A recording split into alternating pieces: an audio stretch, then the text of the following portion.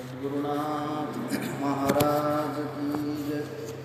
गुरुर्ब्रह्मा गुरुर्विष्णु गुरुर्देव महेश्वर, गुरुर्साक्षात् परब्रह्म तस्मै श्री गुरवे नमः। श्रीमञ्जुलाभूमणिमाणिकेशं श्रीखञ्जरीशं जनभून्निवेशं श्रीग्रामगीताजनकं प्रशान्तं सद्गुरुराष्ट्रसन्तं सततं नमामि। वाल्मीकि वंशविख्यातं ज्ञानवैराग्यशालिने राष्ट्रसन्त शिष्याय सामदाक्षेत्रवासिनं भवबन्धनहन्तारो यत्पादाम्बुजरेणवः भुक्तिमुक्तिप्रदातारं श्रीभूसरकरऋषिं नमः। नमो सद्गुरु ज्ञानदीपप्रकाशा, नमो आद्यरूपा अनन्ता परेशा, नमो मङ्गलामङ्गलद्वैतहारी, नमो त्वत्कृपापूर्णदोषानिवारि। तुझे रूपते पाहुदे विश्वव्यापी, तुझी पाहुले सेवुदे ग्रामरूपी। तुझे ज्ञान सर्वांतरी संचरू दे, तुझा सत्य आनंद लोकी भरू दे। खरे नाम निष्काम ही ग्राम सेवा, झटू सर्व भावे करू स्वर्ग गावा। कडो हे वडो देहकारी पडू दे, घडू दे प्रभुए वडे घडू दे, घडू दे प्रभुए वडे घडू दे। सद्गुरुनाथ महाराज की जय। परम पूजनीय श्री गुरुदेव आणि दरवर्षीप्रमाणे श्रावण मास निमित्त भक्ती सत्संग प्रवचनाच्या दृष्टीनं दरवर्षी हे आपण लोक आयोजन करीत असतात। त्या आयोजनातून होणाऱ्या कार्यक्रमात, या सत्संग प्रवचनाच्या कार्यक्रमाचा आज ग्रामगीतेच्या चिंतनाच्या दृष्टीनं संस्कार शोधन पंचकातला शेवटचा अध्याय आणि प्रेमधर्म स्थापन पंचकातला पहिला अध्याय, असे दोन अध्याय राष्ट्रसंतांच्या कृपेनं माझ्या वाट्यावर आलेले आहे। ग्रामगीतेमध्ये 8 पंचक महाराजांनी घेतलेले आहेत। त्याच्यामध्ये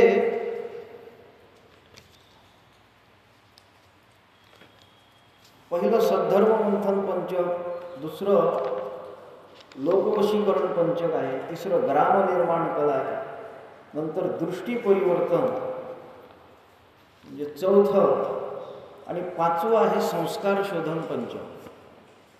या 5व्या संस्कार शोधन पंचकातला हा अध्याय आहे देवदेवळे।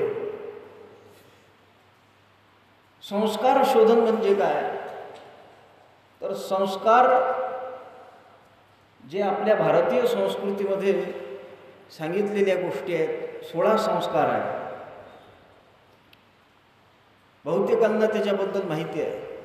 हे जे 16 संस्कार आहे, या संस्कारांचं शुद्धीकरण करायचं। शोधन म्हणजे शुद्धीकरण। हे 16 संस्कार, त्याच्यामध्ये ज्या विकृती शिरलेल्या आहेत, त्याच्यामध्ये ज्या अनिष्ट अशा रूढ्या परंपरा शिरलेल्या आहेत, त्यांना कुठंतरी बाजूनं सारायचं आणि त्या संस्कारांचं शुद्धीकरण करायचं। त्यासाठी त्याला पूज्य सुदामदादा सावरकरांनी असं म्हटलं आहे की जीवनात संस्कार शुद्धी करा, लटांबर रूढ्यांचे ते आवरा। हे रूढ्यांचं लटांबर आवरून त्या संस्काराचं शुद्धीकरण करणं, याला म्हणतात संस्कार शोधन। आणि या संस्कार शोधनाच्या या पंचकामध्ये वंदनीय महाराजांनी काही विशिष्ट गोष्टींचा अंतर्भाव केला आहे, तो म्हणजे विवाह संस्कार. त्याच्यामध्ये सुद्धा रूढ्या परंपरा शिरलेल्या आहेत. लग्नविधी तर हुंड्यापायी आज कलंकित झाली, असं घुसरकर महाराजांनी त्यांच्या एका ग्रामगीतेवरच्या भजनात म्हटलं आहे. म्हणजे लग्नविधीमध्ये सुद्धा कितीतरी अशा गोष्टी शिरलेल्या आहेत की त्यामुळे समाजाची पिळवणूक केली जाते. दुसरी गोष्ट आहे अंत्यसंस्कार. यांना संस्कार असं म्हणतात. ह्या संस्कारांचं शुद्धीकरण व्हावं ही महाराजांची मनीषा होती. पुन्हा उत्सवप्रिय हा खलु मनुष्य असं म्हटलेलं आहे. उत्सवप्रिय असं मनुष्याचं मानवाचा स्वभाव आहे. त्यामुळे त्या उत्सवांमध्ये सुद्धा शुद्धीकरण केलं गेलं पाहिजे. कारण अलीकडे आपण पाहतो आहे सण आणि उत्सव. वास्तविक पाहता उत्सव शब्दाचा अर्थ जर आपण पाहायला गेलो तर उत आणि सव, ओसंडून वाहणारा आनंद त्याला म्हणतात उत्साह. आणि म्हणून महाराजांनी त्याची व्याख्या तीच केलेली आहे. साधावा कार्याचा उत्साह तोच उत्सव निस्संदेह. कार्याचा उत्साह ज्या ठिकाणी साधला जातो त्याला उत्सव असं म्हणतात. परंतु त्या उत्सवाचंही सुद्धा विकृतीकरण गणेशोत्सवाच्या रूपानं, दुर्गादेवीच्या उत्सवाच्या रूपानं आपण पाहत असतो. त्या गणपतीचं वर्णन करत असताना पायीच्या घागरिया वाजती आणि मग गणपती नाचती असं त्याच्या आरतीमध्ये आहे. पण आता तो त्या घागरियावर आणि घुंगऱ्यावर काही नाचायसाठी गणपती तयार नाही, तर तो गणपती आता डीजेवर नाचायला लागलेला आहे. अशा ह्या विकृती कुठेतरी थांबल्या पाहिजे म्हणून महाराजांनी संस्कार शोधन पंचकामध्ये एक सण उत्सवाचाही विचार टाकला. आणि पुढे यात्रा मेळे. दयानंद सरस्वती आर्य समाजाची स्थापना करणारे एक विशिष्ट महात्मा आपल्या भारतीय संस्कृतीच्या परंपरेमध्ये, संत परंपरेमध्ये होऊन गेले आहेत. त्यांना आदर्श ठेवून यात्राशुद्धी जो तपोमूर्ती संत गाडगेबाबांनी फार हिरिरीनं चालवलेला उपक्रम होता तो यात्राशुद्धीचा, त्या यात्राशुद्धीचाही विचार इथं केला. आणि त्या यात्राशुद्धी करत असताना महत्त्वाची गोष्ट त्याच्यामध्ये ही केलेली आहे की त्या यात्रा शुद्धीकरणाच्या निमित्तानं त्या यात्राधिक उत्सवांमध्ये काही साधू महात्म्यांचे, संत महात्म्यांचे काही प्रवचनं व्हावे, कीर्तनं व्हावे.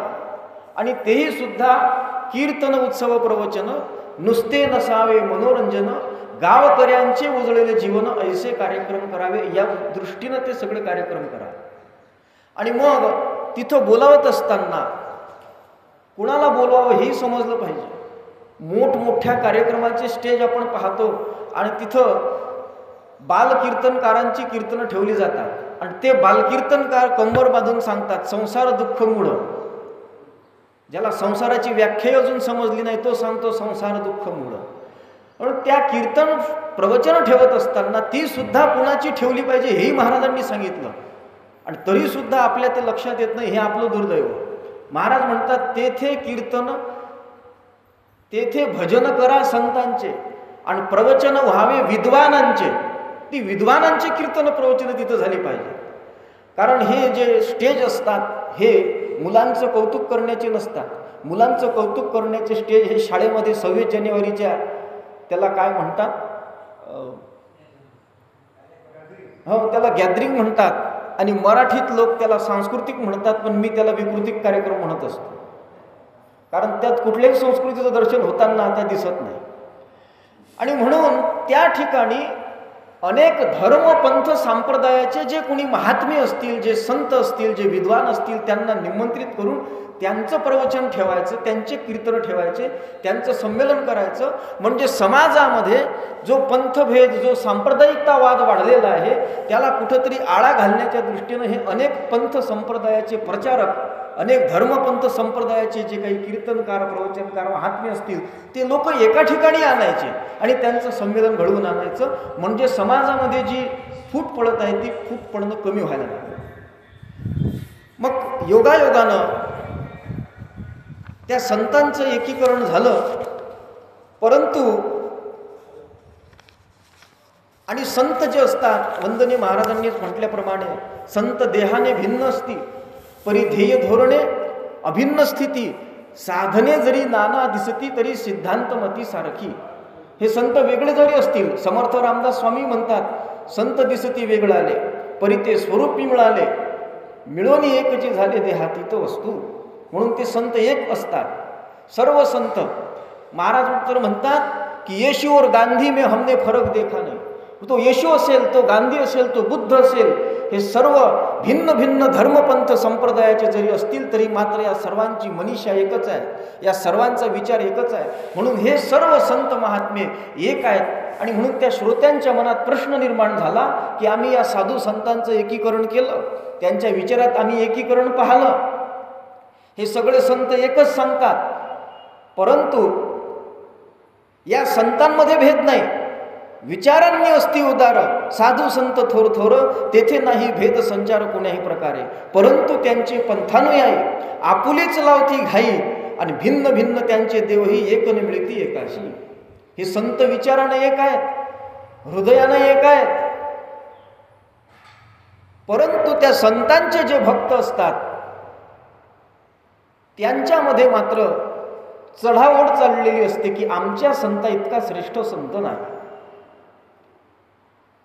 अलीकडे आपल्या सेवा मंडळातही हा रोग शिरत आहे. आमच्या तुकडोजी महाराजा इतका श्रेष्ठ कोणीच नाही, आमच्या महाराजांच्या साहित्य इतकं श्रेष्ठ साहित्य कुणाचंच नाही. ते तुकडोजी महाराज म्हणतात की तुकड्या दासा ह्याची आवड आहे सगळ्या संताला, आणि हे म्हणतात फक्त आमचेच तुकडोजी महाराज.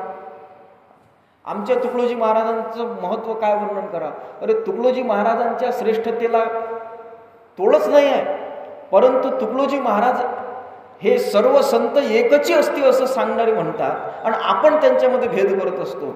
आणि हा जिकडे तिकडे चढावड चाललेला दिसते. पांढऱ्या टोपीवाल्याला भगव्या टोपीवाला चालत नाही, भगव्या टोपीवाल्याला पिवळा टोपीवाला चालत नाही. हे सगळे वादविवाद आपले चालत असतात. आणि हे वादविवाद सगळे वाढत असताना त्या संतांचं संमेलन घेतलं तर काय होतं की तेवढ्या पुरते त्या संतांचे भक्त एकत्रित येतात, परंतु त्या संमेलनातून बाहेर निघत असतानाच मात्र नाही, ते आपल्यासोबत बोलले चांगले, पण शेवटी कसं आहे, त्यांचा पंथ वेगळा, आपला पंथ. आपल्या महाराजांनी अलगच सांगितलं राजे हो त्यांच्यापेक्षा, आपल्या महाराज सारखं आहे का त्यांचं, ही या गोष्टी चालू होतात. म्हणजे तिथून ते संमेलन संपलं की संमेलन संपल्यानंतर आमच्यामध्ये मतभेद निर्माण होतात, आमच्यामध्ये वादविवाद वाढत असतात. मग त्यातूनही पुन्हा काय होत असते की संतांच्या भक्तांमध्ये एक गोष्ट पुन्हा अशी होते की ज्याचा विशेष बोलबाला ते जेथे संपत्तीचा पेल झाला आणि लोक भजती त्याच दैवताला कोणी तुझ्या कवटाळीत, मग तिथंच जातात.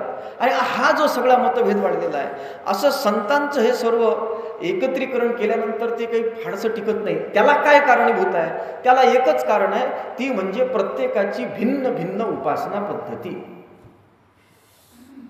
वास्तविक पाहता महाराजांची जी मनीषा होती की देव हा एकची राहो, तो राहो म्हणत असताना महाराजांना हे माहीत आहे की देव हा एकच आहे, परंतु रुचिनाम वैचित्र्याम असं त्या पुष्पदंत ऋषीनं शिवमहिम्न स्तोत्र आहे ना, ते त्याच्यामध्ये म्हटलेलं आहे.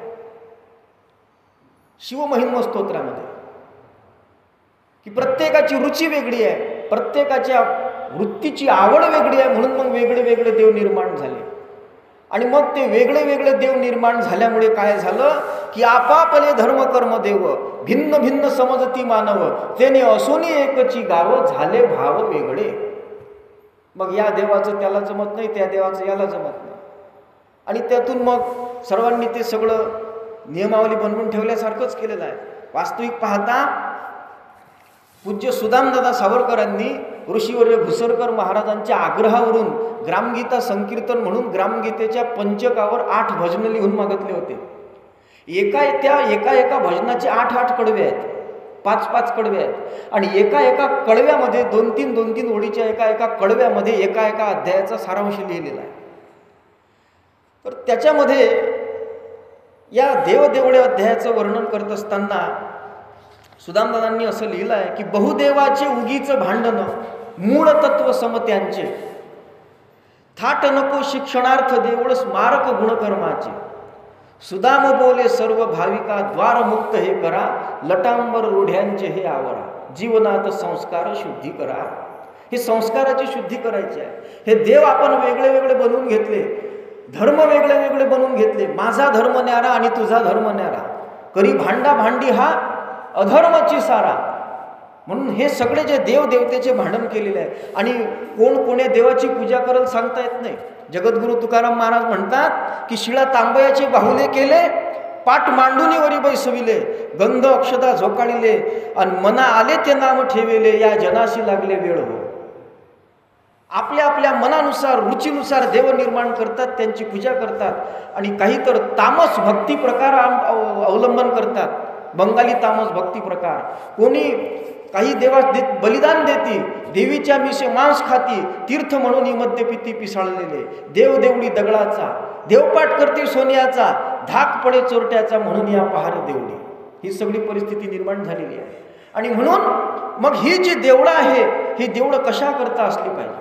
हे देव आणि त्या देवांचे देवळं, या देवामध्ये भांडणं चालतात. वास्तविक पाहता महाराज म्हणतात एकची चैतन्याचे ओतीव अवतार अलंकार.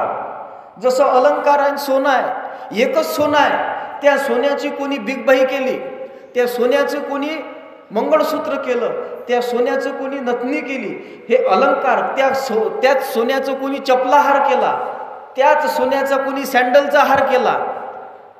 हे वेगवेगळे जरी केले असले तरी मात्र सोनं एकच आहे. त्याला दिलेला आकार, त्याला ठेवलेलं नाव हे वेगळं आहे. तसं देव एकच आहे, परंतु रुचिनाम वैचित्र्याम या भावनेनं उपासनेकरिता त्या उपास्यांना आपल्या देवांचे वेगवेगळे अवतार, वेगवेगळ्या मूर्ती, वेगवेगळे स्वरूप, वेगवेगळे नावं ठेवलेली आहेत. आणि त्यातच त्या देवांच्या भक्ती करत असताना आपल्या मनाला येईल त्या पद्धतीनं भक्ती करतात. वास्तविक पाहता जगद्गुरु तुकाराम महाराज म्हणतात की हेची थोर भक्ती आवडते देवा. देवाला जी भक्ती आवडते ती भक्ती करायला पाहिजे, परंतु लोक मात्र भक्ती करत असताना आपल्याला जी आवडते ते देवाला देतात. आता भगवान कृष्णानं आयुष्यात कधी चहा पिला असेल काय हो? पण कधी काही पंथ आम्ही पाहतो, त्या पंथात चहा पिताना सुद्धा देवाला दाखवून पितात. आता देव व्यसनी करून टाकता काय तुम्ही? म्हणजे हे आम्हाला जे आवडते ते देवाला द्यायचं. आणि मग त्या आपण ज्या आपल्या उपासना पद्धती निश्चित करून ठेवलेल्या आहेत, त्या उपासना पद्धतीमुळे काय होते की आपसामध्ये मतभेद निर्माण होते. हे हरिपाठ करणारे आणि ते प्रार्थना करणारे. वास्तविक पाहता प्रार्थनेचा, हरिपाठाचा, प्रत्येक धर्मपंथ संप्रदायाचे जी काही उपासना पद्धती आहेत त्याचं उद्दिष्ट काय आहे, तर त्या उपासनेच्या द्वारे त्या उपास्याचं स्वरूप जाणून घेऊन त्या उपास्याची एकरूप होण्याचं उद्देश त्या उपासनेच्या पाठीमागं आहे. पण तो उपासनेचा उद्देश आपण मात्र विसरून गेलेलो आहे. उपासना कशाला म्हणतात? उपासना म्हणजे उप म्हणजे जवळ आणि आसना म्हणजे बसणे, त्याच्या जवळ बसणे. जवळ बसणे म्हणजे तुकडोजी महाराजच्या मांडीला मांडी लावून बसणं म्हणजे उपासना होते का? साधूच्या मांडीला मांडी लावून बसणं म्हणजे उपासना होते का? नाही. उपासना म्हणजे ते ज्या अवस्थेला, त्यांनी ज्या अवस्थेचा अनुभव घेतला त्या अवस्थेच्या अनुभवापर्यंत पोहोचणं, याला म्हणतात उपासना. आणि ती उपासना जीवनात साधायची असेल तर त्याकरिता ह्या गोष्टी आपण बाजूला सारल्या पाहिजे. भक्त जो असेल त्याला देवर्षी नारदांनी संदेश दिला आहे, वादो नावलंब्य. हा जो वाद करतो तो भक्त ठरू शकत नाही, आणि जो भक्त असेल तो वाद करत नाही, असं देवर्षी नारद भक्तिसूत्रात म्हणतात. पण अलीकडे आपण देवाचे भक्त पाहतो, कोणी अल्ला बळा की राम बळा, हेची वितंडिता धरती नरडा, आणि फोडती कळा कळा मूर्ती हाती धरून या. येशू भक्त निंदा करी, हिंदूंचा देव व्यभिचारी, 16,000 करी नारी. कसला देव? हेच आमचे भांडणं चालू आहे. कोणी म्हणतात अल्ला बडा की राम बडा. आता अलीकडे ईश्वर अल्लाह तेरो नाम होऊच शकत नाही असं म्हणतात. पण अल्लाह हा सगुण निराकार आहे, आणि ईश्वराचं स्वरूप सुद्धा वेदांत शास्त्रानं सगुण निराकार सांगितलं आहे.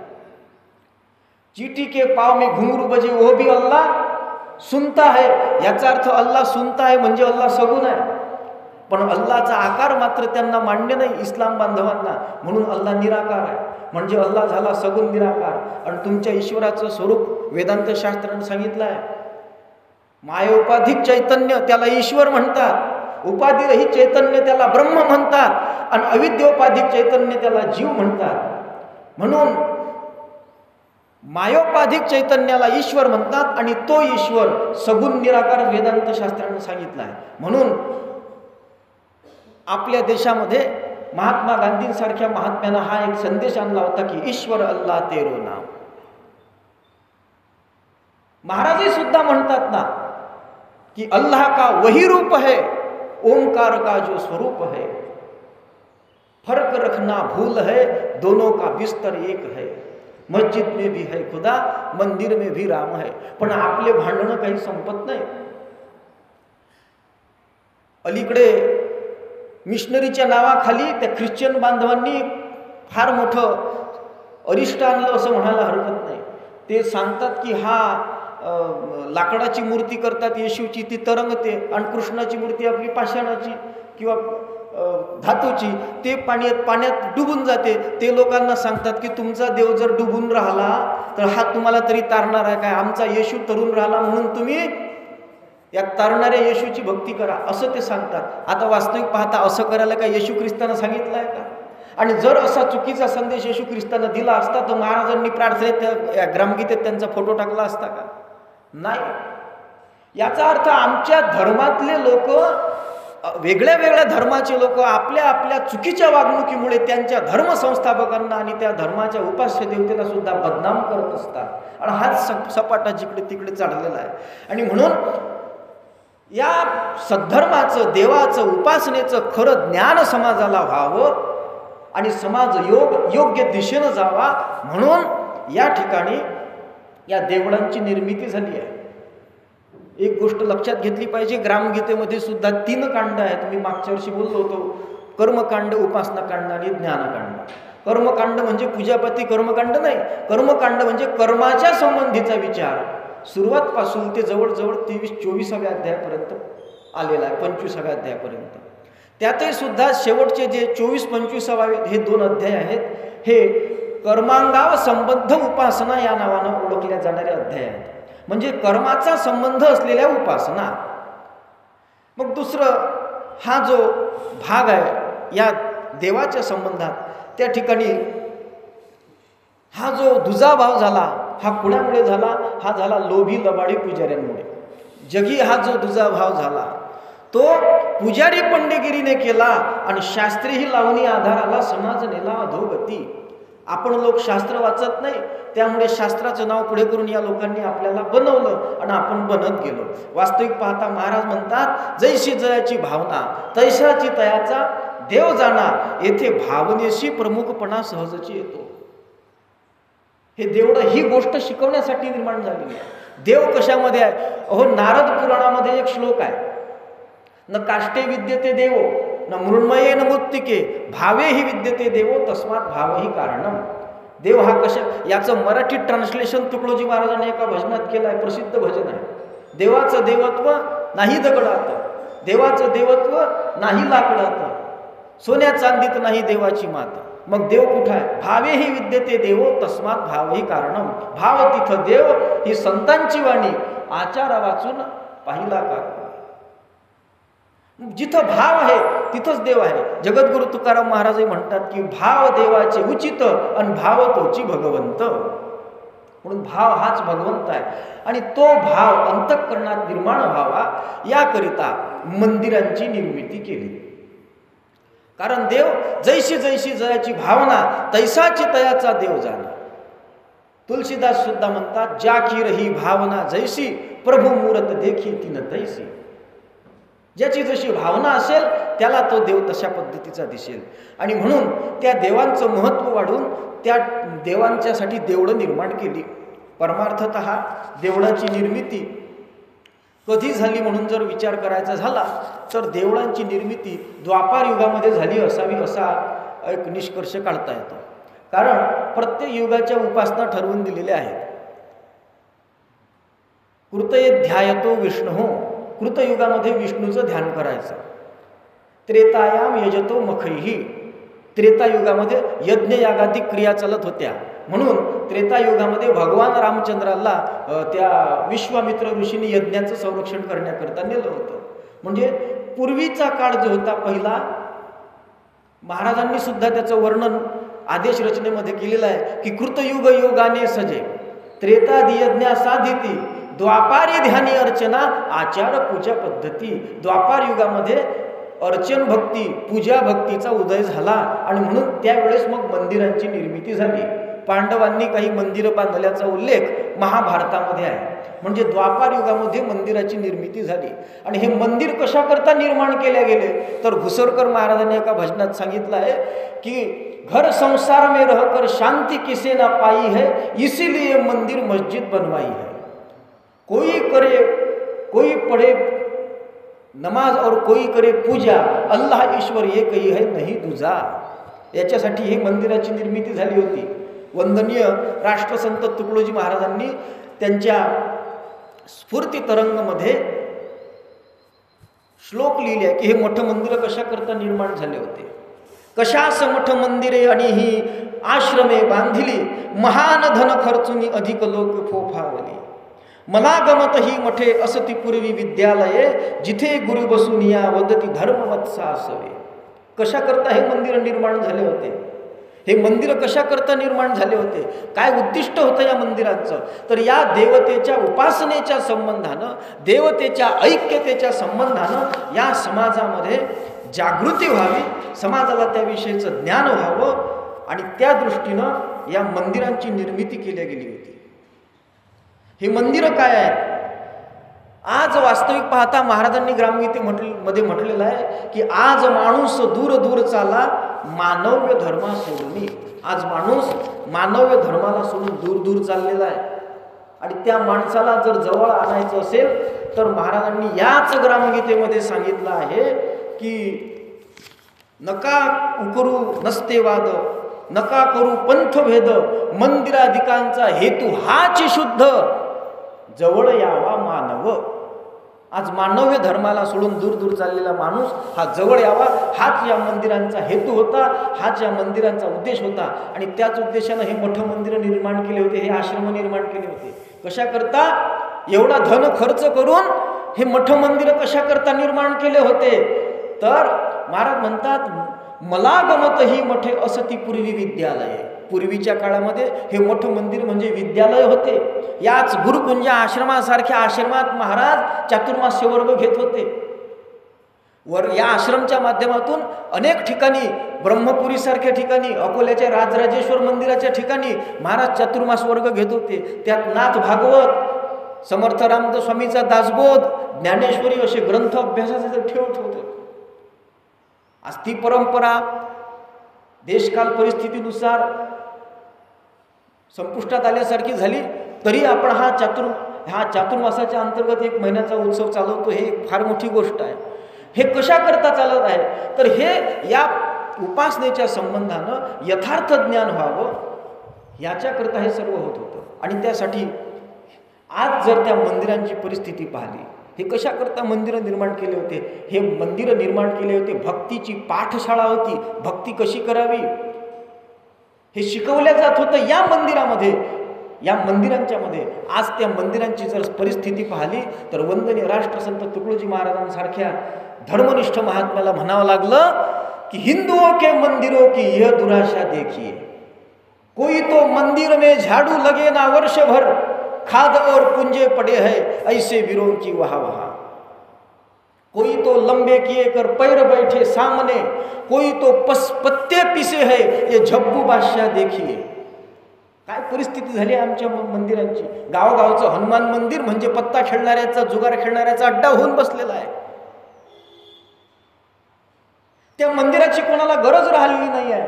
त्या मंदिरांमध्ये सुद्धा हे याचं मंदिर आणि ते त्याचं मंदिर हे गोष्ट सुरू झालेली आहे. त्या मंदिराचा जो मुख्य उद्देश होता, वंदनीय राष्ट्रसंतांनी सांगितलं, मंदिरे म्हणजे पाठशाळा, चाले शिक्षणाचा सोहळा, झाला निधी सर्व गोळा, याच कारणी लावा.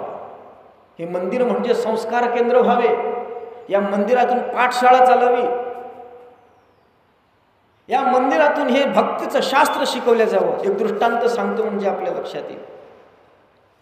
काय झालं, एक शेतकरी होता आणि तो शेतकरी कर्जबाजारी झाला होता. आणि कर्जबाजारी झाल्यामुळे त्यानं विचार केला की आपल्या शेताला लागूनच तो बसला. त्या शेताला लागूनच एक शाळा होती आणि त्या शाळेत गुरुजी शिकवणं चालू होतं. गुरुजींचं गणिताचा पिरियड चालू होता आणि ते बसले. आत्महत्या करण्याच्या विचारात तो तिथं बसला होता.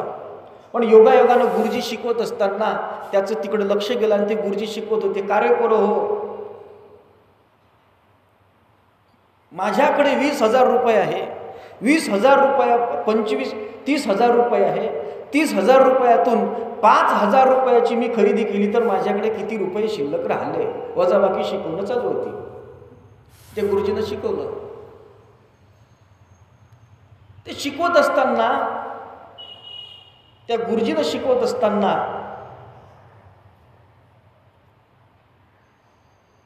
त्या शेतकऱ्यानं ते ऐकलं आणि त्या शेतकऱ्यानं ते ऐकल्यावर त्याला वाटलं की चला, गुरुजीकडे 30,000 रुपये होते, 5,000 खर्च केले, 25,000 शिल्लक आहे.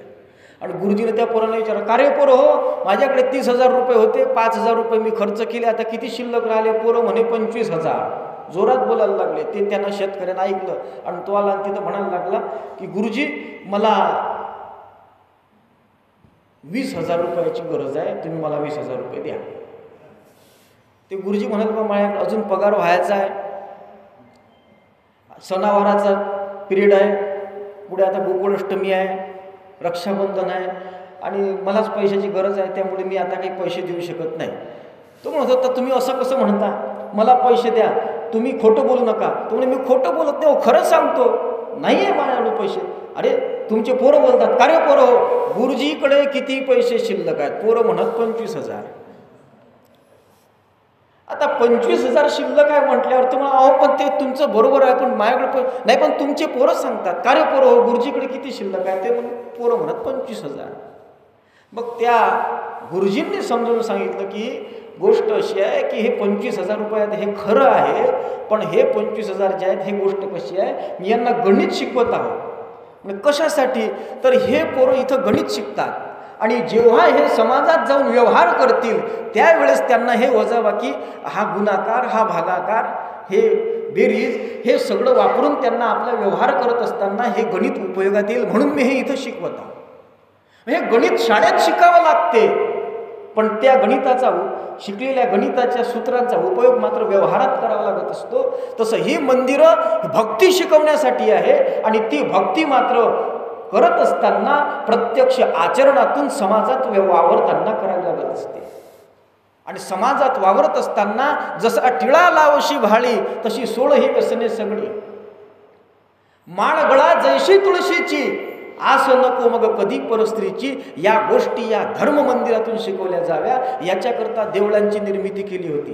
पण आज परिस्थिती अशी झाली की मंदिरी बांधती म्हशी गाई, धान छाटली ठाई ठाई, कसली धूप दिवाबत्ती, सारा धुवा तंबाखूचा.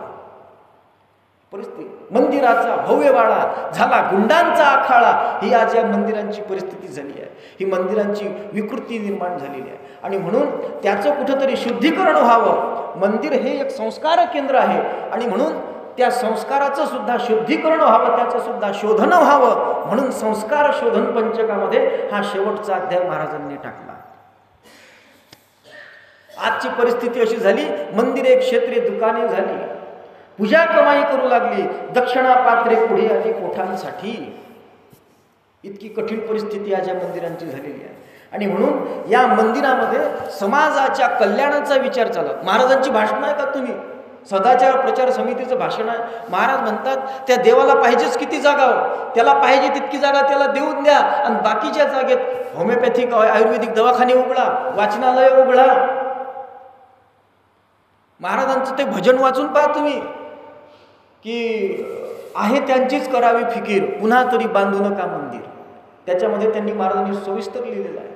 या मंदिरांच्या माध्यमातून हे पवित्र कार्यक्रम चालले पाहिजे. कारण मंदिर शब्दाची व्याख्या अशी आहे, म म्हणजे मंगलता, दी म्हणजे दिव्यता आणि र म्हणजे रम्यता. हे ज्या ठिकाणी असेल त्याला मंदिर म्हणतात. आणि अशी दिव्यता, अशी मंगलता, अशी रम्यता जर आमच्या मैदानावर येत असेल तर मैदान पट बिछाया डाला है एक आसन, ते मैदान सुद्धा सब केले खुला है असलेलं एक मंदिर होत असते.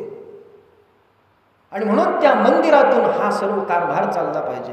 त्या मंदिरामध्ये पंथांचा भेद पाळला जाऊ नये, संप्रदायाचा भेद पाळलेला जाऊ नये आणि देवाची उपासना करत असताना ती ऐक्य भावना केली पाहिजे. महाराज म्हणतात की या देवळांमध्ये दर्शनाला जात असताना कोणत्याही देवळी जावे, तेथे आपले उपास्याची पहावे, सर्वाभूती अवलोकावे, एक तत्व हीच निष्ठा, सर्व देवांशी आदरावे, जेथे सात्विक पूजेचे गोडवे, दिव्य गुणकर्मांचे देवत्व पावे. प्रत्येक व्यक्ती कोण्याही देवळात जा, पण त्या देवळामध्ये एकच मूर्ती पहा.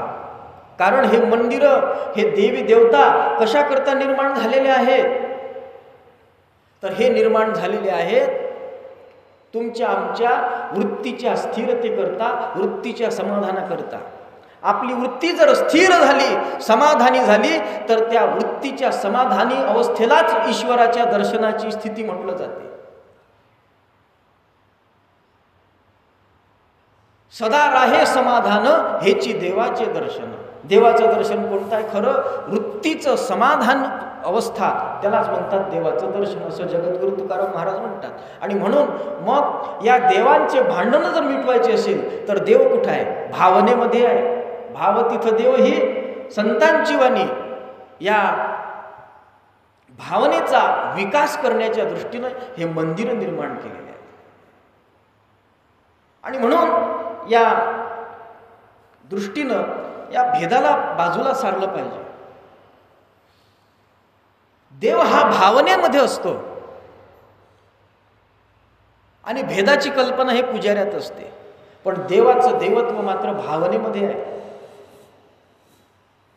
महाराजांनी असं म्हटलंय की भाव त्योची देव का न म्हणावा. एके ठिकाणी देव जागृत आणि बाकी ठिकाणी काय भूत. बरेच लोक म्हणतात की इथला मारुती जागृत आहे आणि तिथला काय झोपलेला आहे काय. देव सर्व ठिकाणी समसम, ईश्वर सर्व ठाई व्यापला, तो पंथी नाही विभागला, तो सर्वत्र समसमानतेने व्याप्त असलेला आहे. आणि म्हणून तो भावनेत आहे. जगद्गुरु तुकाराम महाराज म्हणतात भावनेमध्ये देव आहे, मूर्तीत देव नाही, त्या मूर्तीवर केलेल्या भावनेमध्ये आहे. महाराज म्हणतात मंदिरात नाही दिसला सावळा मुरारी, पण तिथं जाऊन जेव्हा पाहिलं तर काय दिसलं? भावनाच दिसली सारी. ही भावना महत्वाची आहे. मूर्तीची उपासना पूजा करत असताना भावना अत्यंत महत्वाची आहे. कारण भक्ती ही भावना क्षेत्रात अवलंबून, भावनेवर अवलंबून आहे. कर्म हे कृतीवर अवलंबून आहे, भक्ती ही भावनेवर अवलंबून आहे आणि ज्ञान हे विचारावर अवलंबून आहे. कृती ही इंद्रियांवर अवलंबून आहे, भावना अंतःकरणाशी संबंधित आहे आणि विचार हा बुद्धीशी संबंधित आहे. आणि म्हणून आमचं मन, मनगट आणि मेंदू मजबूत झालं पाहिजे. यासाठी मनगट मजबूत झालं पाहिजे, त्यासाठी कर्म आहे, कृती आहे.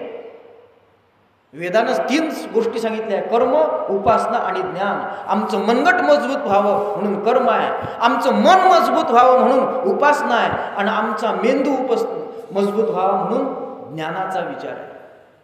वेदाने ह्या 3 गोष्टी सांगितल्या. आणि देव हा भावनेमध्ये आहे.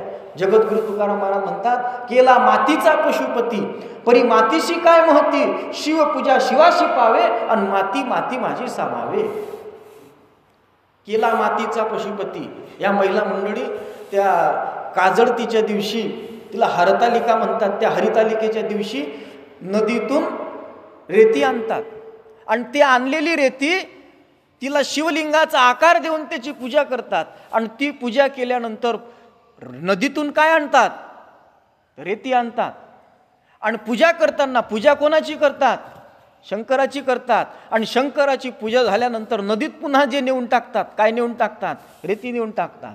मधातल्या काळामध्ये जी पूजा केली, ती पूजा करत असताना जी त्या रेतीवर महादेवाच्या शिवलिंगाची भावना केली, त्या भावनेमध्ये देव आहे, त्या रेतीमध्ये देव नाही. हे जगद्गुरु तुकाराम महाराज सांगतात. आणि म्हणून देव हा भावामध्ये आहे.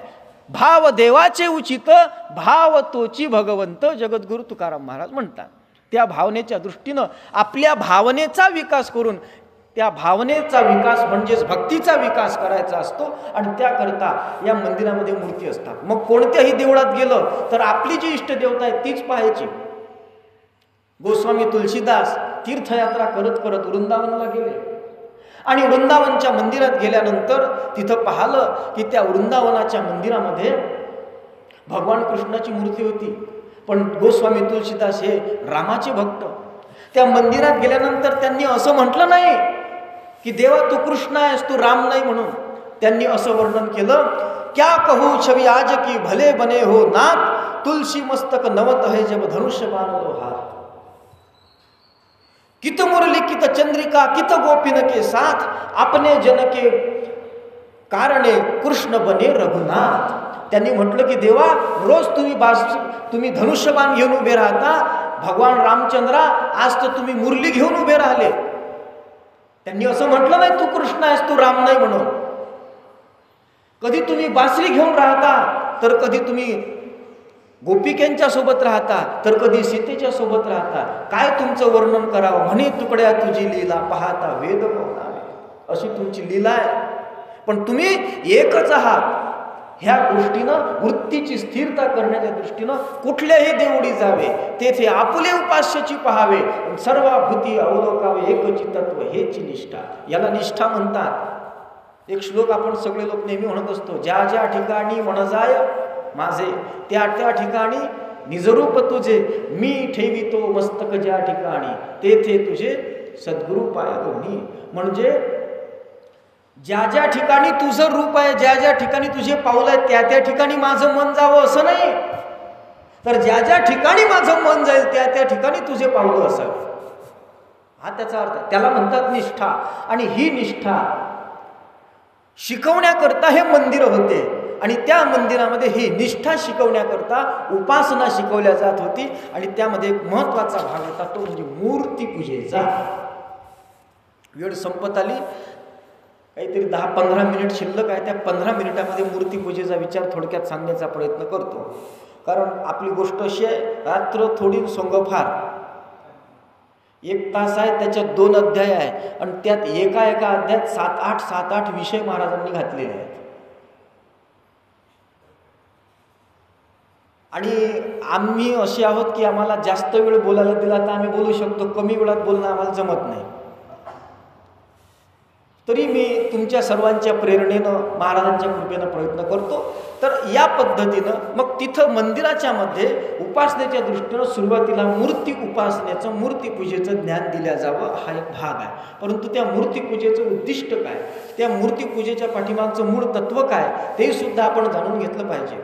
मूर्तीपूजेच्या बाबतीत असं वर्णन केलेलं आहे की प्रतिमा स्वल्प बुद्धीनाम, म्हणजे प्रतिमा पूजन, मूर्तीपूजा ही कोणाकरता, तर जे मंदबुद्धीचे लोक आहेत. मंदबुद्धीचे म्हणजे बुद्धी नसलेले नाही, तर ज्यांची बुद्धी एकदम निर्गुण स्वरूपापर्यंत परमात्म्याच्या पोहोचू शकत नाही, त्यांनी आधी सगुणाचे निआधारे निर्गुण पाविजे निर्धारे आणि सारासार विचारे संत संगे, असं जे समर्थ रामदास स्वामींनी म्हटलं आहे. त्या दृष्टीनं किंवा गोरोबा महाराजांचा एक अभंग आहे की निर्गुणाच्या भेटी आलो सगुणाच्या संगे. सगुणाच्या कडून निगुणाकडे जायचं म्हणजे स्थूलाकडून सूक्ष्माकडे जायचं, त्याकरता ही मूर्ती उपासना आहे. ह्या मूर्ती उपासनेचा हा उद्देश आहे. कारण मूर्तीची उपासना किंवा भक्ती हा विषय कशा करताय, तर सगळ्यात महत्त्वाची गोष्ट आहे की वृत्तीची स्थिरता होणं हे महत्त्वाचं आहे. परमार्थ 2 प्रकारचा असते, एक लक्षात घ्या. एक कृतीचा परमार्थ असते आणि एक वृत्तीचा परमार्थ असते. कृतीचा परमार्थ हा क्रियेतून होत असतो. फुलं वाहणं, गंध लावणं, माळ घालणं, पोथी वाचणं, जप करणं, तीर्थयात्रा करणं, हा सर्व कृतीचा परमार्थ आहे. अभिषेक करणं, पूजापाती करणं हा कृतीचा परमार्थ आहे. परंतु ज्या परमात्म्याची मी उपासना करतोय त्याचं स्वरूप जाणून घेणं, त्याचं जीवन जाणून घेणं, त्याचं स्वरूप जाणून घेणं आणि त्याच्यासारखं होण्याचा प्रयत्न करणं हा वृत्तीचा परमार्थ आहे. आणि हा वृत्तीचा परमार्थ करण्याकरता या मूर्ती उपासनेची गरज आहे. त्याकरता सुरुवातीला इथं महाराजांनी लिहिलं आहे, वास्तविक पाहता मूर्ती सर्वत्र आहे. परमात्म्याची व्याप्ती सर्वत्र आहे. महाराजांनी म्हटलं ईश्वर सर्वा ठाई व्यापला, तो पंथी नाही विभागला, मग अधिक उणे कोणाला का म्हणावे. तो पंथामध्ये विभागला नाही, तो मंदिरामध्ये विभागला नाही, तो सर्वत्र सम आहे. मै देखू जिधर गुरुदेव ही है, हर जगह की रोशनी में दिल भुलैया तो ही तो है. तो सगळीकडे व्याप्त आहे. तुम्ही हो व्यापक, सभी समाये, चरण शरण तुम्ही हम आए. महाराजांची कितीतरी भजनं आहेत. ते सगळीकडे व्याप्त आहे. भगवान कृष्णाने गीतेमध्ये सांगितलं आहे, समोहम भूतेषु समोहम सर्वेषु भूतेषु न देशोस्तिंच मे प्रिया. मी सर्वत्र समसमानतेने व्याप्त.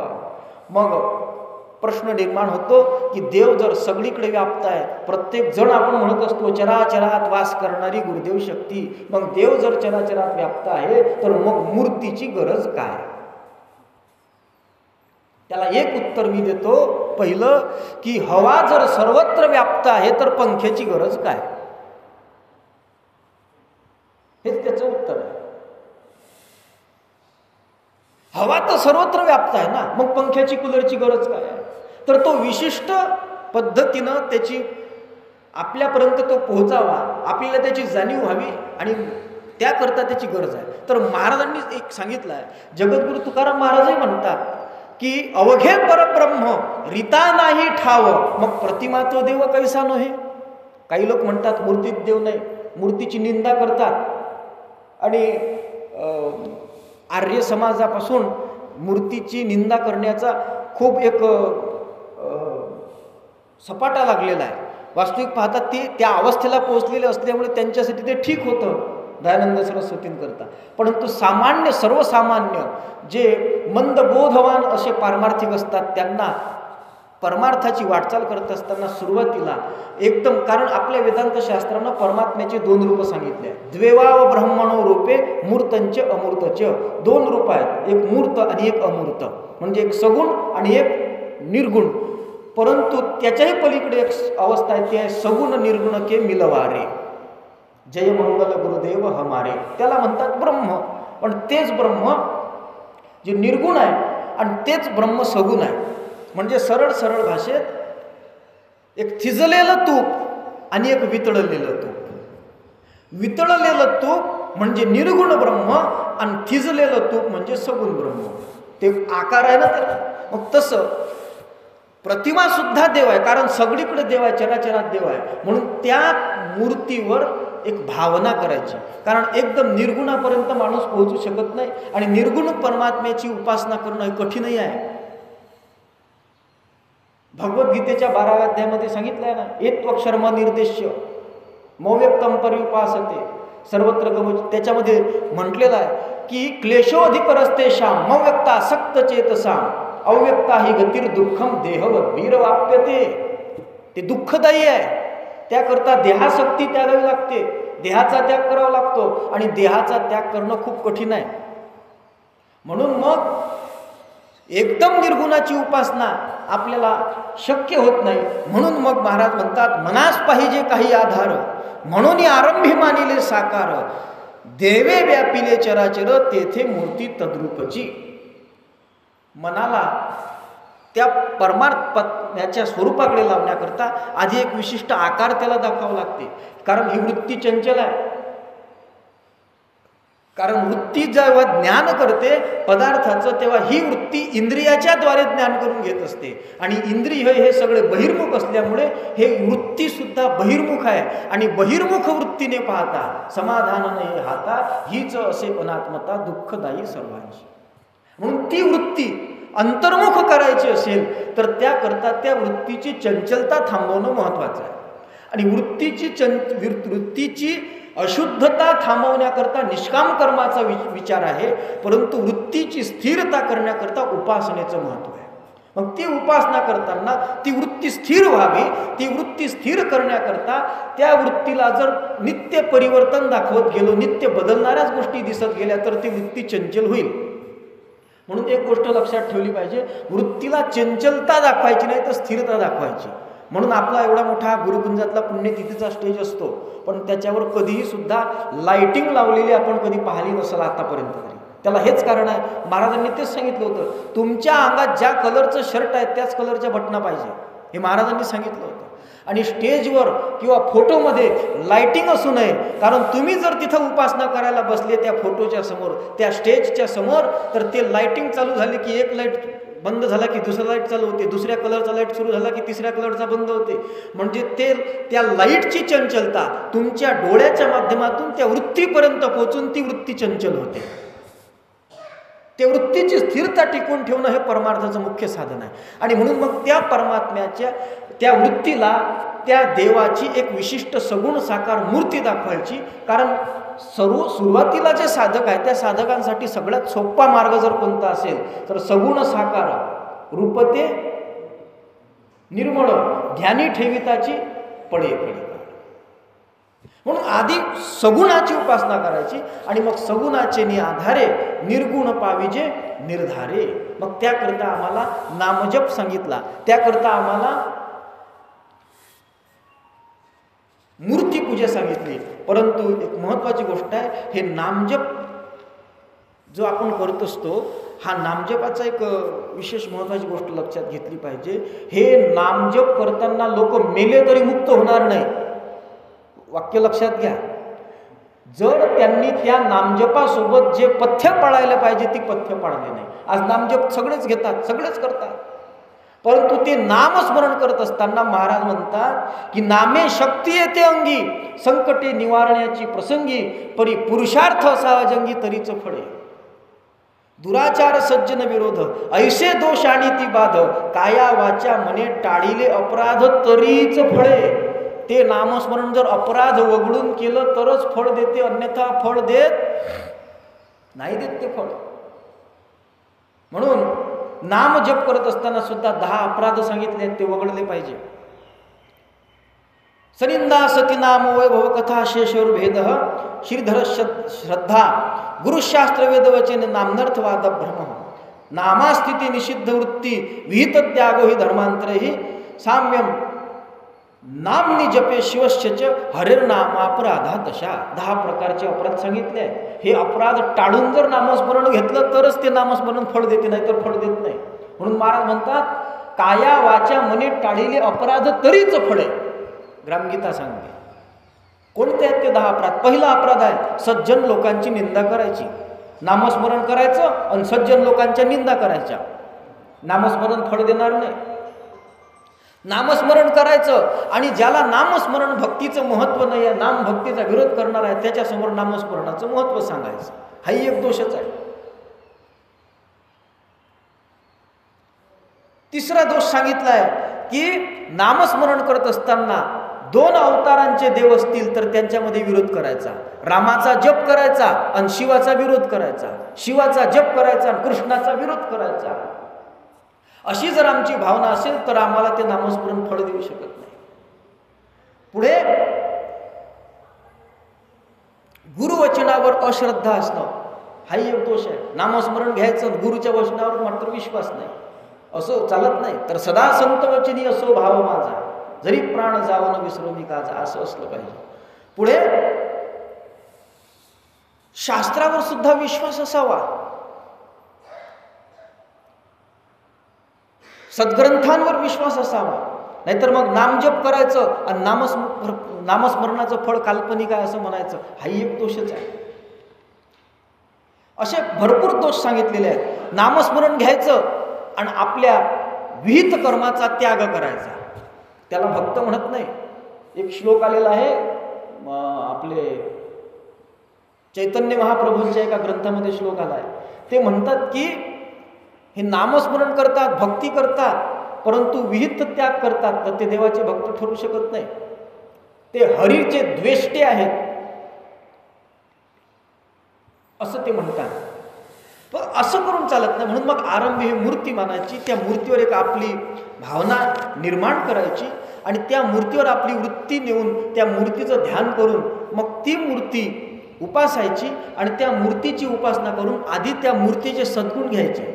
पूज्य सुदामदादांनी जे भजन लिहिलं आहे या अध्यायाचं, त्यात ते म्हणतात नाम जप मूर्ती पूजा गुणा घ्यावया, भूतमात्री प्रभू रूप पूजावया, वाद सोडा करा शुद्ध सेवा कृती, विश्वव्यापी सदा होऊ द्या ही मती. प्रेम धर्मेची साधे खरी उन्नती. हे नामजप, हे मूर्तीपूजा कशा करता सांगितलं आहे? हो, हे सांगितलं आहे आमच्या वृत्तीची स्थिरता करून घ्यावी आणि त्याआधी त्यांचे सद्गुण आमच्यामध्ये उतरले पाहिजे.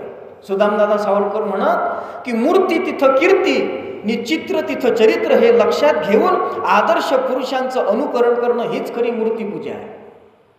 राष्ट्रसंत तुकडोजी महाराजांनी असं म्हटलं आहे एका भजनात, मूर्तीपूजा ही अमूर्त दावी ध्येय असे नेत्याचे, पूजणारे पूजिती मूर्तीपण वर्मन जाणे तिसाचे. हे सगळं असा भोंगळ कारभार चालू आहे. आणि म्हणून ते मूर्तीची उपासना करत असताना त्या पद्धतीनं ते केली जावी. कशा करता?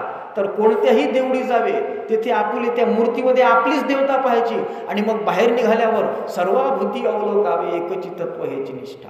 मग त्या वृत्तीची स्थिरता होईल. वृत्ती स्थिर कशानं होईल? तर त्या वृत्तीला एकाच मूर्तीचं ध्यान करायचं. ज्याचं मी नाम घेतो आणि ज्याचं मी ध्यान करतो हे दोन्ही एक आहे ही भावना करायची. आणि त्यानंतर मी ज्या मूर्तीचं ध्यान करतो, कोणत्याही देवाच्या संतांच्या मंदिरात गेलो तर तिथल्या मूर्तीमध्ये माझ्या ध्यानात जी मूर्ती आहे तीच मूर्ती मला दिसली पाहिजे. आज जर मी तुकडोजी महाराजांच्या मंदिरात आलो आणि हातात खंजिरी घेऊन तुकडोजी महाराज दिसले, पण थोड्या वेळानं जर मी गाडगेबाबाच्या मंदिरात गेलो तर तिथं मी असं म्हणायला पाहिजे, काय तुकडोजी बाबा, तुम्ही तर गुरुकुंज आश्रमात पाहिलं तर तुम्ही खंजिरी घेऊन येते आणि आता या मंदिरात येऊन पाहिलं तर तुम्ही खराटा घेऊन बसले आहे. ही भावना प्रत्येक मंदिरात जात असताना आपली असली पाहिजे.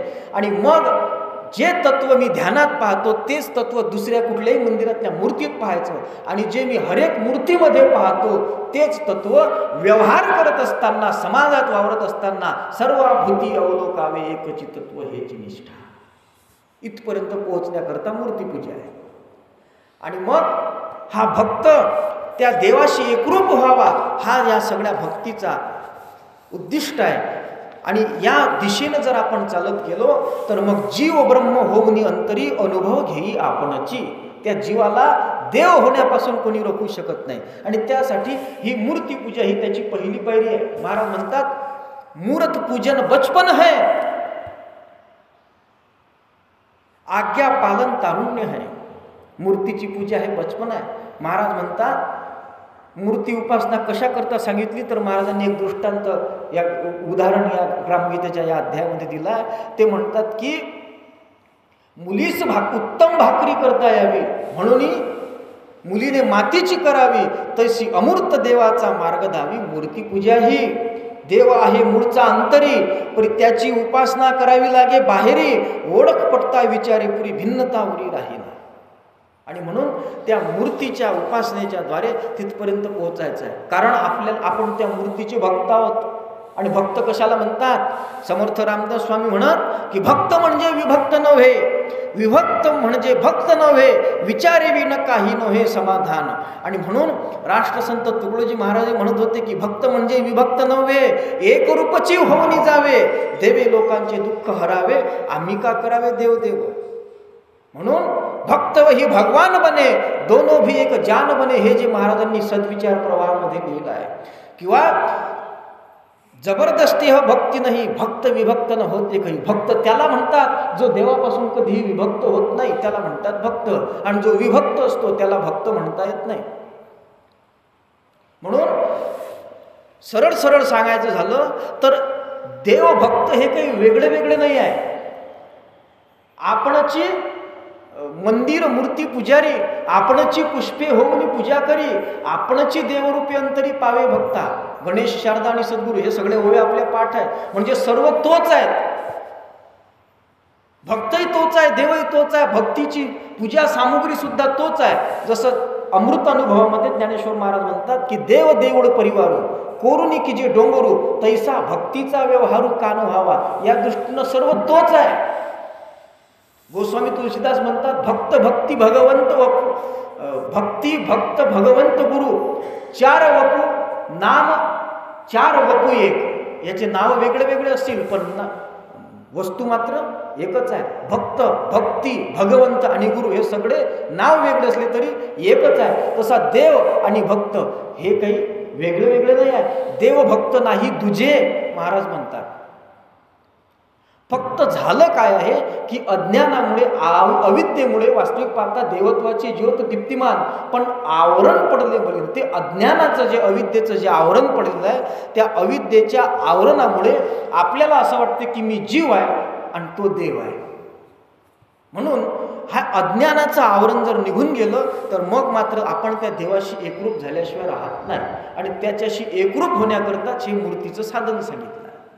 आणि तो भक्त जेव्हा तिथं एकरूप झाला तर मग महाराजांनी याच ग्रामगीतेमध्ये म्हटलं आहे की मग मूर्ती पूजेचे साधन संपले साधकाचे. तिथं एकरूप झाल्यानंतर आणि ते एकरूप होण्याकरता हे मूर्तीपूजेचं साधन आहे. पण त्या मूर्तीची उपासना करताना त्याची भक्ती करताना पूजा अर्चना करताना काही गोष्टी लक्षात ठेवल्या पाहिजे. त्या मूर्तीची उपासना त्या मूर्तीची भक्ती कशी करायची तर ते वेगवेगळ्या रूपानं दिसत असले तरी अनंत रूपे अनंत वेशे देखील म्या त्याशी हर देश मे तू हर भेष मे तू या भावनेनं त्याला पाहायचं. आणि ते पाहत असताना एक महत्त्वाची गोष्ट आहे, भक्ती करत असताना ती भक्ती दोष विवर्जित असावी. 1-2 मिनिटात हा विषय सांगून या प्रवचनाला पूर्ण विराम देतो. भक्ती करत असताना आपण भक्ती कशी करतो? भक्ती करीत असताना त्या भक्तीमध्ये 4 गोष्टी नसाव्या. पहिली गोष्ट सकामता नसावी, दुसरी गोष्ट दांभिकता नसावी, तिसरी गोष्ट व्याभिचारिता नसावी आणि चौथी गोष्ट पाप सहचार्य नसावं. या 4 गोष्टी वगळून जर भक्ती केली, मूर्तीची उपासना केली तरच आपण त्या मूर्ती पूजेच्या उद्दिष्टापर्यंत पोहोचू शकतो. पहिली गोष्ट त्या भक्तीमध्ये सकामता नसावी.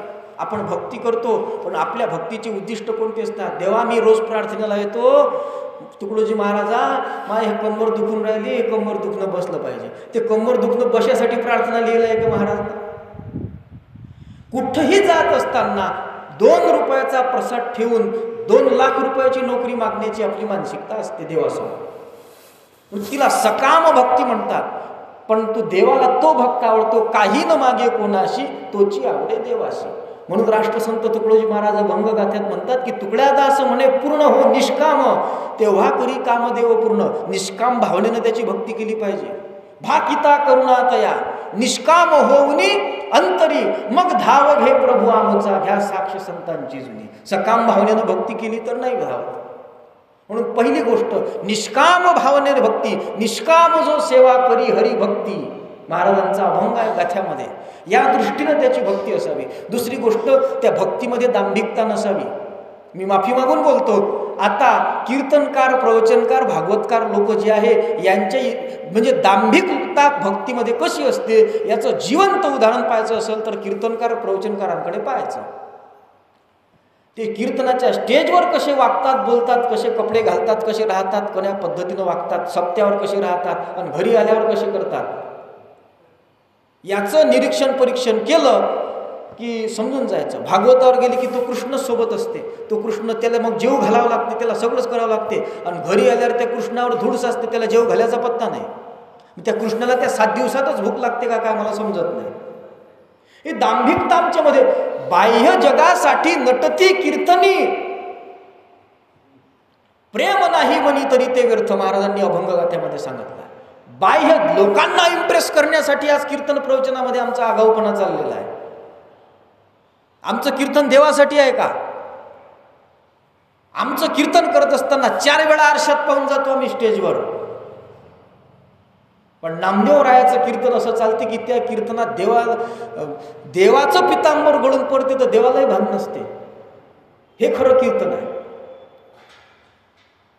आमचं कीर्तन आमचं प्रवचन लोकांना इम्प्रेस करण्यासाठी चालू असते. कीर्तन प्रवचनकारांचा अभ्यास सुद्धा तत्वज्ञानाचा अभ्यास नसते, लोकांना इम्प्रेस करण्याचा अभ्यास असते. लोकांना इम्प्रेस करणारे गाणे कसे म्हणता येईल, कशा चाली बसवता येईल, कसे दृष्टांत निवडता येईल, इकडेच आमचं लक्ष असते. ही सगळी दांभिकता आहे. आत अंतःकरणामध्ये तितकी भक्ती नसताना वरून तितकी भक्ती दाखवणं याला दांभिकता म्हणतात. आणि ही दांभिकता जोपर्यंत निघून जात नाही तोपर्यंत तुमची भक्ती तुमचा देव तुमच्यापासून कोसो दूर आहे. या गोष्टी वगळून जर मूर्ती उपासना देवाची उपासना केल्या गेली तरच ती उपासना परिपूर्तीला जात असते. तिसरी गोष्ट आहे व्यभिचारिता. ही गोष्ट सुद्धा कीर्तनकार प्रवचनकारमध्ये मी पाहायला मिळते. ज्या गावात गेले त्या गावच्या देवाची एवढी स्तुती करतात, त्या गावच्या ज्या मंदिरात कार्यक्रम असला त्याची इतकी स्तुती करतात की हे विसरून जातात की मी मुळात कोण्या देवाचा भक्त आहो, कोण्या संताचा भक्त आहो. कारण पुन्हा तिथं तारीख लागली पाहिजे. याचे कीर्तन प्रवचन तारखेसाठी असतात, हरामखोराचे, देवासाठी नसतात. व्याभिचारिता, दिवसाला देव बदलतात. ज्ञानेश्वर महाराजांनी ज्ञानेश्वरीच्या 13व्या अध्यायामध्ये खूप त्याचं वर्णन केलं असं दिसतं. एकादशीचे दिवशी जेतुला पाडू आम्हाशी, तेतुलाची नागाशी पंचमीचे दिवशी. एकादशीच्या दिवशी जितकं प्रेम विठ्ठलावर असते तितकंच प्रेम नागपंचमीच्या दिवशी नागोबावर असते. जेवढी स्तुती विठ्ठलाच्या मंदिरात विठ्ठलाची करते तेवढी स्तुती नागोबाच्या मंदिरात गेल्यावर नागोबाची करते. विठ्ठोबाचं नावही त्याला तिथं आठवत नाही. एकादशीच्या दिवशी जे तुला पाडू आम्हाशी, ते तुलाची नागाशी पंचमीचे दिवशी. चौथ मोटकी पाहे आणि श्री गणेशाचाची होय. आणि तिथून नागपंचमी झाली का मग गणेशोत्सव येते. मग गणेशोत्सवाला की आमच्या पप्पानं गणपती आणला. मग तो नागोबाई गेला बिळात आणि तो विठोबाई गेला कुठे गेला तर मग असते गणपती. मग भज गणराज दया. मग गणपती गणपती गणपती. मग त्या गणपतीत त्याचे मोदक आणि मग चावदशी म्हणे माये तुझाची ओ दुर्गे. गणपती उठून गेला की मग नवरात्र येते. मग त्या नवरात्रात देवीची पूजा. म्हणजे एका देवावर तो स्थिर आहे का? नाही, एका देवावर तो स्थिर नाही. आणि मग पुढे नित्य नैमित्तिक कर्मे सांडी. मग नित्य नैमित्तिक उपासना त्याचे ते सण उत्सव चालूच आहे. ते करता करता मग बैसे नवचंडी आदित्यवारी वाढी भैरवा पात्री. मग येळकोट येळकोट जय मल्हार रविवारी. असं करता करता तो देव फिरतो. फिरता फिरता पाठी सोमवार पावे आणि बेलासी लिंगा धावे. ऐसा एकची आघवे जोगविजो. ज्ञानेश्वर महाराज म्हणतात हे की माझ्या खिशातलं नाही आहे.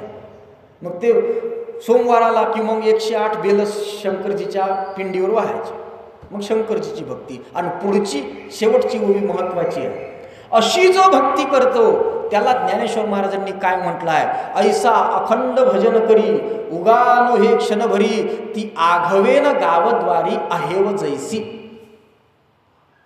असा जो भक्त असेल देवाचा तो भक्त आणि रोज नवे नवे दिवसात नवे नवे प्रत्येक तासाला पुरुष बदलवणारी वेश्या आणि प्रत्येक दिवसाला प्रत्येक सप्त्याला देव बदलवणारा भक्त याच्यामध्ये किंचितही फरक नाही असं ज्ञानेश्वर महाराज म्हणतात. अशी आपली भक्ती असू नये. तर ती भक्ती करत असताना एकाच ठिकाणी स्थिर असावी आणि कोणत्याही मंदिरात गेलं तर त्याच्यामध्ये आपलंच उपास्य पाहता यावं इतकी आपली भक्ती उन्नत असावी. हा एक महत्त्वाचा भाग. आणि शेवटचा भाग असा आहे की भक्ती करत असताना त्या भक्तीला पाप सहचार्य नसावं. भक्ती चालू आहे आणि पापही सुद्धा चालू आहे, जमत नाही. म्हणून महाराजांनी काय केलं? तुकड्या दास म्हणे ऐका ना, नित्य प्रभूचे भजन करा ना, सरळपणाचे जीवन जगा ना. पण हे सगळं करत असताना आधी व्यसने सगळी सोडून द्या ना. पापाचं सहचार्य भक्तीमध्ये जमत. माफी मागून सांगतो, कितीतरी मी कीर्तनकार प्रवचनकार भजनकार असे पाहिले की स्टेजवर खूप सुंदर म्हणतात, चहा बिडी पिऊ नका कोणी, दारू गांजा द्यावं सोडोनी, आणि बिडी पान तंबाखू चहा अधीन व्यसना होईना. स्टेजच्या खाली उतरला की तंबाखू घोटते. कठीण गोष्ट आहे. म्हणून महाराज म्हणतात की पाप क्षालनाशी नाम घ्यावे आणि पुढती पाप करीतची जावे. ऐसे कोण वदले बरवे सांगा मला. पाप निवृत्त करण्याकरता भक्ती करायची, भजन करायचं, कीर्तन प्रवचन करायचं, उपासना करायची आणि पुन्हा पाप करतच राहायचं. पुण्या देवानं सांगितलं. म्हणून या गोष्टी वगळून जर आपल्याला ही उपासना ही भक्ती करता आली तर करावी. त्यालाच आपल्याला राष्ट्रसंतांनी सांगितलेला हा उपासनेचा सारगर्भ तत्व लक्षात येईल. आणि म्हणून पूज्य सुदामदादांनी जे म्हटलं आहे की मूर्ती पूजेच्या दृष्टीनं दादांनी असं म्हटलं आहे की नामजप मूर्ती पूजा गुणा घ्यावया, त्याची गुण घेण्याकरता आहे. भूतमात्री प्रभुरूप पूजावया. वाद सोडा करा शुद्ध सेवाकृती, विश्वव्यापी सदा होऊ द्या ही मती. अशा पद्धतीची आपली सर्वांची मती, माझ्यासहित सर्वांची मती विश्वव्यापी होऊन, आपल्यामध्ये प्रेमधर्माचं स्थापन होऊन, आपली वृत्ती त्या ईश्वराच्या ठिकाणी समरस व्हावी. या पद्धतीची शक्ती युक्ती बुद्धी गुरुदेवानं तुम्हाला मला सर्वांना प्रदान करावी अशी महाराजांच्या चरणी प्रार्थना करतो. सोबतच मी फार काही विस्तार न करता जसं काही सांगता आलं तसं मी सांगण्याचा प्रयत्न केला धावत्या वेगात, आणि फारसं व्यवस्थित पद्धतीनं सांगावं अशा पद्धतीचा काही माझा अभ्यासही नाही, परंतु तरी मी थोडासा महाराजांच्या कृपेनं हा सगळा प्रयत्न केलेला आहे. झालेलं जे प्रवचन आहे हे ब्रह्मलीन वंदनीय राष्ट्रसंतांच्या चरणी समर्पित करतो. सर्वे तर सुखीनः सन्तु, सर्वे सन्तु निरामयः, सर्वे भद्राणि पश्यन्तु, मा कश्चित् दुःखमाप्नुयात्. ओम शांति शांति शांति. सद्गुरुनाथ महाराज.